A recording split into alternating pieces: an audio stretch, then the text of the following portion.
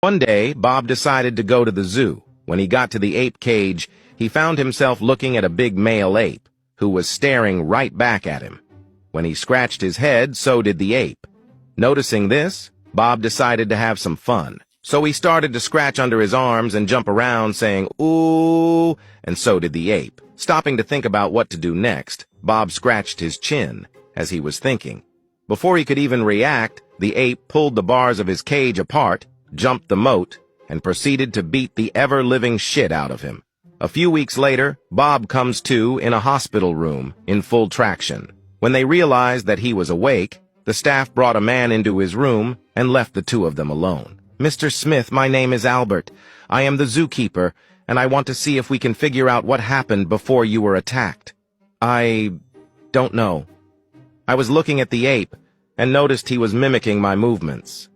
I need to know exactly what you did." "Well, when I first noticed it, I was scratching my head. When I noticed he was scratching his head, I started to play around, and I started to scratch my underarms and make ooh sounds." "Okay, then what happened?" "Well, I was trying to think of something else to do, and I think I scratched my chin, which is the last thing I remember." "You scratched your chin?" "Oh, that explains everything.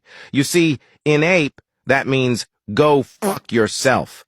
Thank God, because if the attack was unprovoked, we'd have to shoot him." So the zookeeper left Bob to sit in traction for another 6 months, and if you've ever been in a cast, you can only imagine the misery of 6 months of not being able to move, poop or pee, or even get to that one itch without someone else's help.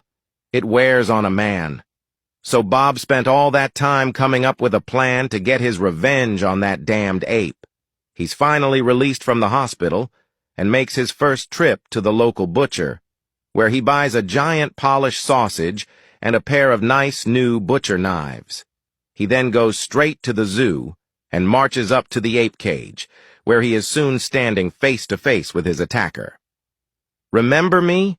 he asked as he got the ape's attention, and saw that he was once again mimicking him. He smiled and reached into his bag and tossed a butcher knife into the ape's cage. When the ape picked it up, Bob got his attention by holding his own knife high while he reached into his pants and pulled the polished sausage out through the fly. Just as he expected, the ape mimicked him, holding his knife high and his junk in his other hand. Seeing this, Bob sliced down with his big butcher knife, cleanly cutting the polished sausage in half. Seeing the sausage laying on the ground, he looked up smugly to see how much pain the poor dumb ape must be in right now, where he saw him standing there scratching his chin.